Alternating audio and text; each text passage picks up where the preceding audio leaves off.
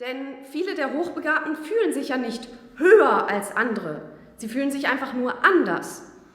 Und dieses Anderssein und eine andere Wahrnehmung von der Welt zu haben, führt natürlich oder kann, also führt nicht unbedingt, aber kann zu Konflikten führen, wenn wir merken, wenn wir als Reflexion von der Umgebung zum Beispiel unsere Wahrnehmung nicht erkannt wird. Und solche Sätze kennen Sie vielleicht auch. Stell dich doch nicht so an. Das ist doch gar nicht so kalt oder gar nicht so schlimm. Auch in der Mediation ist es natürlich genau das, womit wir die Konflikte versuchen zu lösen, dass wir auf die Wahrnehmung jedes Einzelnen eingehen. Und häufig schafft das wirklich Aha-Effekte. Die Leute, während der Mediation kommt plötzlich dieser Stern auf, wow, hätte ich das gewusst, dann hätte ich ja ganz anders reagiert. Ich wusste gar nicht, dass du das so und so empfunden hast, dass du das so und so gesehen hast. Ja, und das kann es helfen, wenn wir annehmen, dass jeder Mensch anders ist. Jetzt möchte ich nochmal zu der Frage, was bringt es uns, auf solche Spezialitäten, auf solche Mitarbeiter einzugehen, möchte ich zwei Fallbeispiele geben. Zwei reale Fallbeispiele. Da war in einem IT-Unternehmen Herr Frank, also die Namen sind natürlich jetzt verändert. Herr Frank hat ständig in Teamkonferenzen seine Gedanken, seine Verbesserungsvorschläge einfach reingebracht, hat gesagt, hey, das könnten wir doch so und so machen. Und der Chef hat sich ziemlich schnell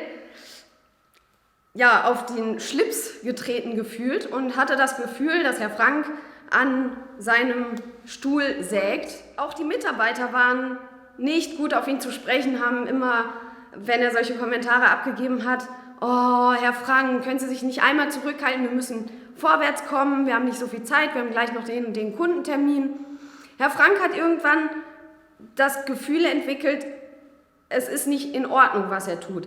Er hatte zweimal das Gefühl, er hat doch eigentlich viele Ideen und eigentlich ist er doch nicht dumm, aber er hat auch gespürt, er eckt an, es ist nicht gern gesehen. Also hat er sich zurückgezogen, hat eigentlich die Arbeit aufgegeben, hat resigniert, ist nicht mehr sehr gerne zur Arbeit gekommen und irgendwann hat sich auch eine Krankheit entwickelt, eine psychosomatische, und die Krankheitszeiten wurden immer länger, bis am Ende er sogar gefeuert wurde. Dazu ein anderes Beispiel, ein Gegenbeispiel, also ein positives Beispiel.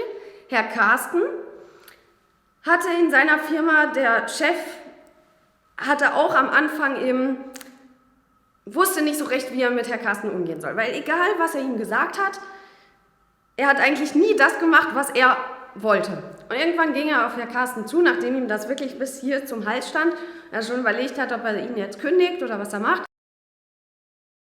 Für Herr Carsten war es natürlich am Anfang, er konnte erst damit natürlich nicht umgehen und dann hat er in sich hineingehorcht und dann kam seine Kreativität heraus. Dadurch, dass er nicht mehr gezwungen war, in ein System hineinzupassen, wo er eigentlich schon nie so wirklich sich wohlgefühlt hat, hat er plötzlich Kanten und Ecken im Unternehmen gesehen, wo er gesagt hat, hey, da und da könnten wir noch was verändern und dann wären wir wesentlich produktiver.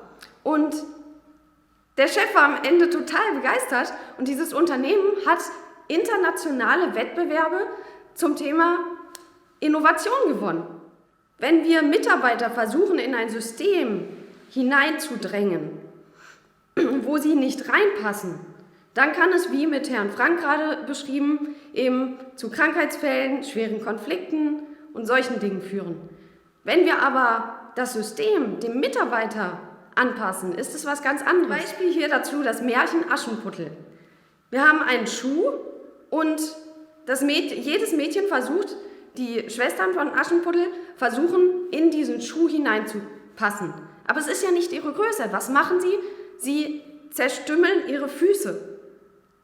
Aber ist es wichtig, die Füße zu verstümmeln? Ist es nicht sinnvoller, einen Schuh zu finden, der dem Fuß passt? Genauso mit den verschiedenen Größen oder auch den verschiedenen Fähigkeiten. Wenn wir einen Baum haben und wir suchen jemanden, der die Aufgabe erfüllt, einen Baum innerhalb von 2 Minuten bis ganz oben zu erklimmen. Und da steht ein Affe und ein Elefant. Natürlich wird der Affe als erstes und der Beste sein. Aber ist der Elefant deswegen schlecht? Nein, er ist einfach nur nicht für diese Aufgabe geeignet.